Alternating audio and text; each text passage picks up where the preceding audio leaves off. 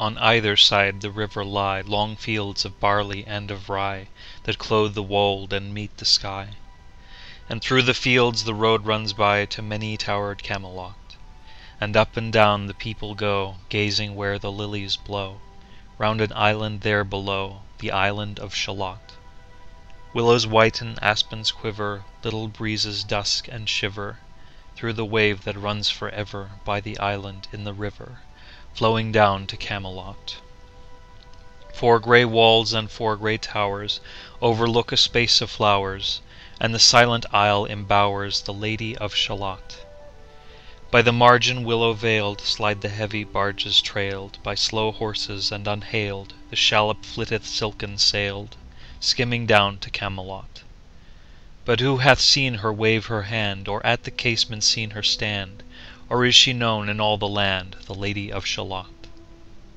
Only reapers reaping early in among the bearded barley hear a song that echoes cheerly from the river winding clearly down to towered Camelot.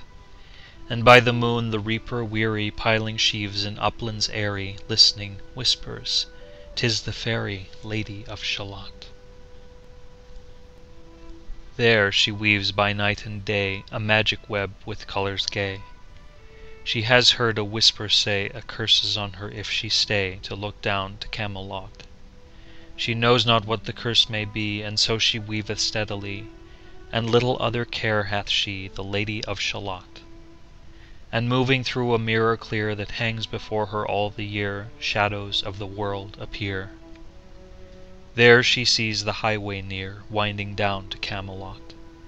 There the river eddy whirls, and there the surly village churls, and the red cloaks of market girls pass onward from Shalott. Sometimes a troop of damsels glad, an abbot on an ambling pad, sometimes a curly shepherd lad, or long-haired page in crimson clad, goes by to towered Camelot. And sometimes through the mirror blue the knights come riding two and two. She hath no loyal knight and true, the Lady of Shalott.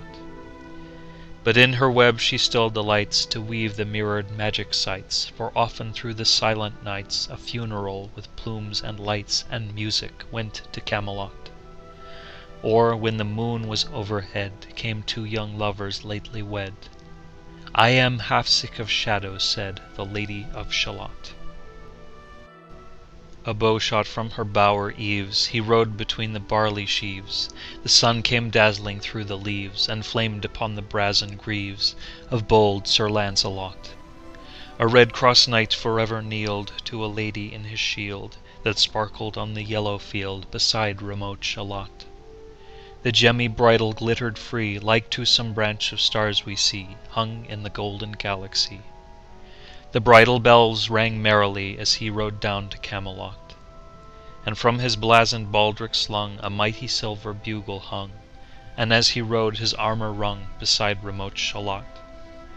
All in the blue unclouded weather thick jewelled shone the saddle leather, the helmet and the helmet feather burned like one burning flame together, as he rode down to Camelot. As often through the purple night, below the starry clusters bright, some bearded meteor trailing light moves over still Shalott.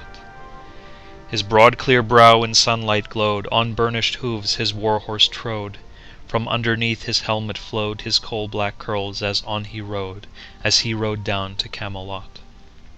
From the bank and from the river he flashed into the crystal mirror. "Tira lira by the river," sang Sir Lancelot. She left the web, she left the loom, she made 3 paces through the room. She saw the water lily bloom, she saw the helmet and the plume. She looked down to Camelot. Out flew the web and floated wide, the mirror cracked from side to side. "The curse is come upon me," cried the Lady of Shalott.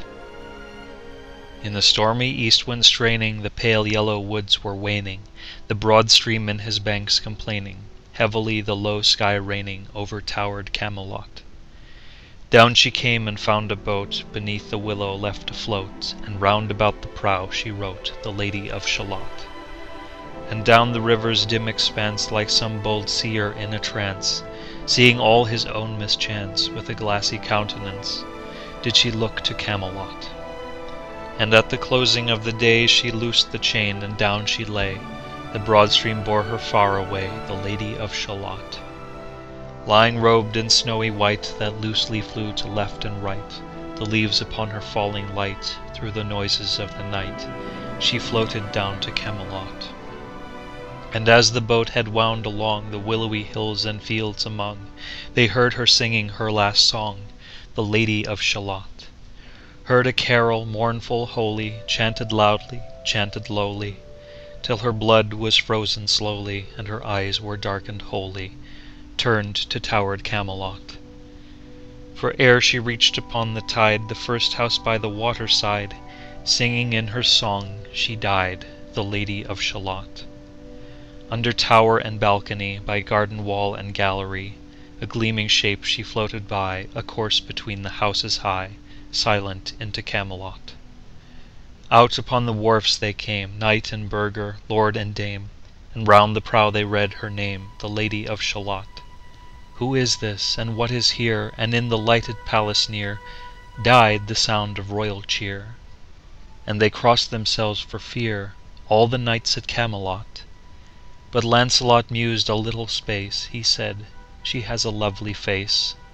God in his mercy lend her grace, the Lady of Shalott."